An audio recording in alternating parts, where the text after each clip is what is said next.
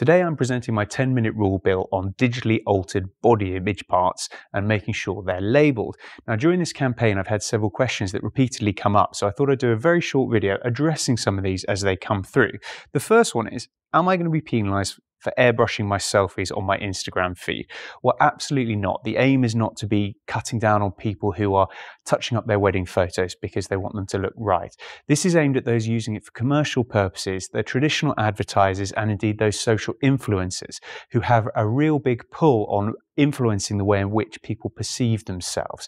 There is already a set out in the Advertising Standards Authority in the way they approach dealing with people who have organic content versus those that are using it for commercial content.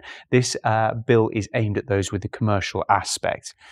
The second is, what kind of editing will fall under the bill? Well, my bill as a 10-minute rule bill is written on a very, very tight line, which basically says if you alter the body proportions, i.e. make your biceps bigger, make your waist smaller, your breasts bigger, that's what would need to carry the logo to say that something has been altered. There wouldn't be a direct pointer to it, there wouldn't be text written all over it. You'd simply carry a small logo in the bottom corner to say the image has been doctored. What about what happens if advertisers don't mark the edited image? Well, already we've seen the Advertising Standard Authority stepping in and making rulings, fining companies and shaming companies that are doing these practices in other areas. For example, the most recent one was when some social influencers were using tinting on some of their images to say that their tanning products were working better than they should do.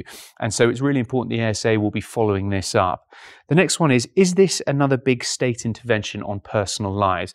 Well, to those who argue this is the nanny state stepping over, I would say if you're a market capitalist, a perfect market needs perfect information. And this is informing the users, be it social media users and indeed the consumers of any information coming in, either the traditional or social media aspect, just that the image isn't quite as it seems.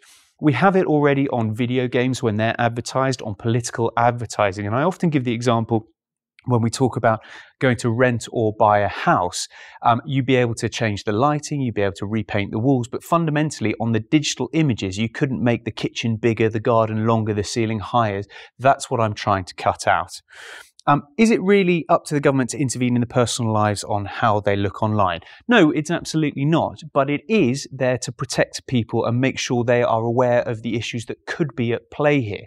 We know there are 1.25 million people who suffer with bulimia and anorexia and 1 million people using steroids, and both those numbers are growing, and it's having a detrimental impact, particularly on young people, on the way in which they perceive their body image. We know that 1 in 5 adults and 1 in 3 teenagers feel ashamed and depressed about their way their body looks. And the government should do something to try and address this. By labelling these images, we simply draw attention to the fact that all is not as it seems.